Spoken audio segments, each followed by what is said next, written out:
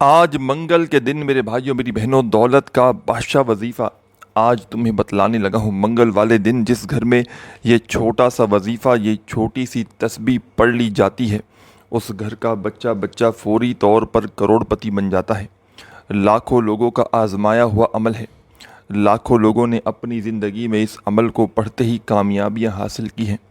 دنیا میں کہیں بھی کسی بھی ملک کسی بھی شہر کسی بھی گاؤں کسی بھی گلی محلے میں جہاں کہیں موجود ہو، منگل کو ٹیوزڈے والے دن ساتھیوں بھائیوں بہنوں گھر میں دفتر میں آفس میں مسجد میں مدرسے میں جہاں دل کرے وہاں بیٹھ جانا اور رزق اور دولت کی بارش کا سچا وظیفہ بتلائے ہوئے طریقے سے پڑھ لینا۔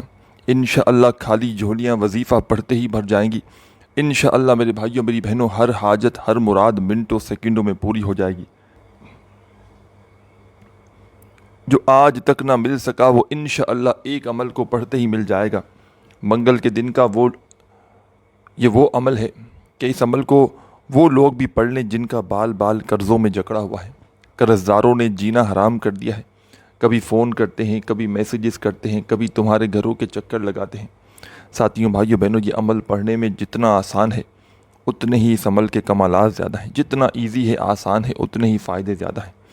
منگل والے دن ٹیوزڈے والے دن 15 سے 20 سیکنڈ کا وقت نکال کر جہاں دل کرے وہاں بیٹھ جانا۔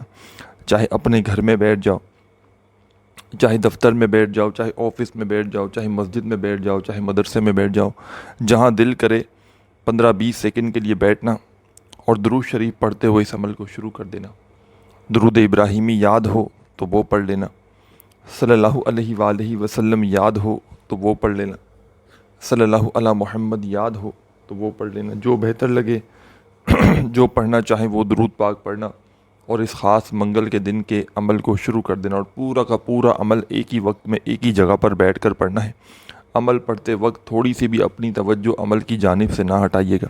اللہ رب العزت کی ذات پر بھروسہ کرتے ہوئے سکون سے اطمینان سے منگل کے دن جہاں دل کرے وہاں بیٹھنا۔ اور سب سے پہلے جیسا کہ میں نے آپ کو بتایا کہ آپ نے ایک بار درود شریف پڑھنا ہے، کوئی سا بھی درود پاک پڑھتے ہی آپ نے پہلے نمبر پر جو کمال کا وظیفہ اس عمل میں شامل کرنا ہے۔ ساتھیوں بھائیوں بہنوں یہ وظیفہ ہے یا رزاقو یا رزاقو یا رزاقو یا رزاقو یا رزاقو یا رزاقو یا رزاقو یا رزاقو۔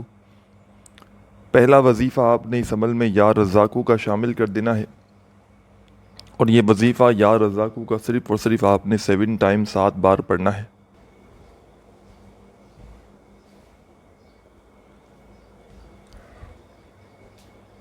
سب سے پہلے آپ نے ایک مرتبہ درود شریف پڑھ لیا، پھر پہلا وظیفہ آپ نے 7 بار 7 ٹائم یا رزاقو کا پڑھ لیا، تو فوراً آپ نے اب اس عمل میں کیا شامل کرنا ہے یہ بھی آپ لوگ سمجھ لیں۔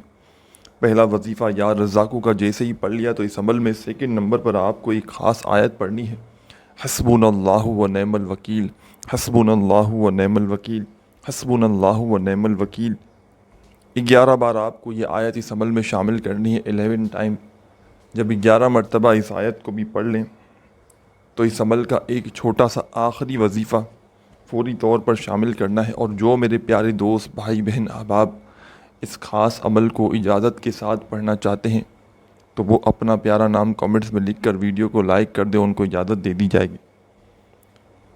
تیسرے نمبر پر آپ کو جو وظیفہ اپنی اسکرین پر دکھ رہا ہے یا مسبب الاسباب کا، اس وظیفے کو آپ نے اس عمل میں تیسرے نمبر پہ شامل کرنا ہے۔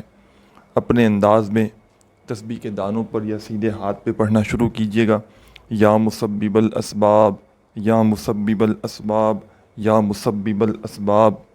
21 بار 21 ٹائم آخر میں یا مسبب الاسباب کا وظیفہ پڑھ کے آخر میں بھی ایک بار درود شریف لازمی پڑھیے گا۔ خوب ساری دعائیں کرتے ہوئے اس عمل کو کمپلیٹ کیجیے گا۔ اپنا خیال رکھیے گا۔